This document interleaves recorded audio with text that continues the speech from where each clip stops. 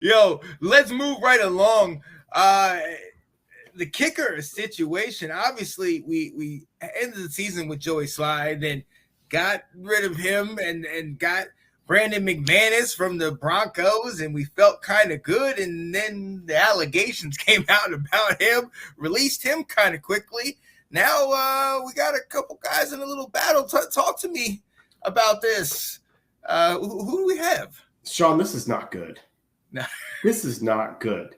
And the reason why I don't like this is the fact that we selected. I'm just only going to look at it from a football perspective. He has to deal with the assault allegations, and he can deal with all that. But from a football perspective, we picked who our kicker was going to be in March, and they signed him to a deal, and now he's gone.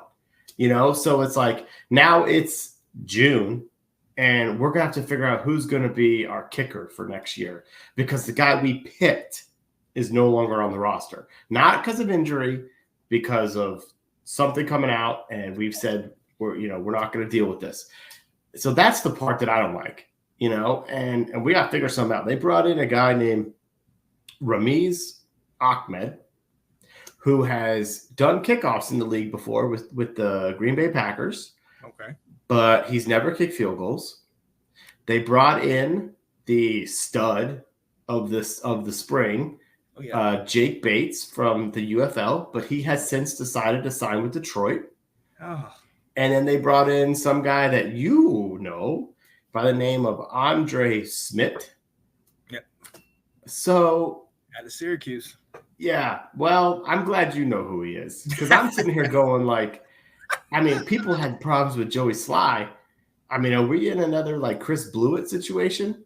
Are we bringing in Scott Blanton to kick field goals here? This is concerning.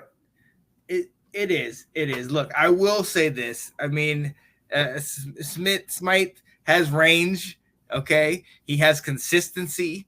He's very accurate. I think he went a certain run of like 21 straight field goals over 40 yards.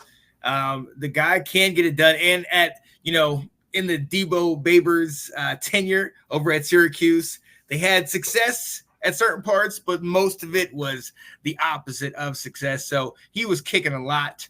You had Danny DeVito, not Danny DeVito, but Tommy DeVito was their quarterback over there for a couple of years. So they were, if they weren't running it, they were definitely getting the kick. So he can get it. What he is now, we shall see. But like you said, it's it's back and forth. Ben said, I'm hearing some former Dolphins kicker from the 80s is currently available. Is it Pete Stoyanovich? I'll take him. Yes, I will definitely take that guy. I'm glad you know this. EK, what up, man? Well, I will say this because I had listened to a couple pods and they talked about this. Dustin Hopkins was signed in October. Mm-hmm. Tress Way was signed in August. Graham Gano we brought in December. So it's not like there will not be kickers available. There's a bunch of kickers on rosters right now. There's only going to be 32 jobs, and so people are going to become available. You could get some veterans. Randy Bullock is out there now. Obviously, if they haven't brought him in, they probably don't feel that highly about him. So There will be names. I keep thinking about, remember that dude who was lights out for the Ravens a couple years ago, like Jake Barrity or something like that? Remember he was, huh? Is he around? Is he? I don't, not right now. He's probably with somebody for training camp. So there's going to be a chance in August. Most of the reporters are like, they'll get their guy in August, but still my biggest concern is the fact that they selected McManus in March during free agency. And because of his stupidity, whatever actions, whatever he gets in trouble for, or cleared of, the fact that he's not going to be on the roster it's just not, it sucks. Not good. Puts us in a pickle, but yeah, we'll see what happens. We'll see what happens going forward, but this will definitely be something to keep our eyes on.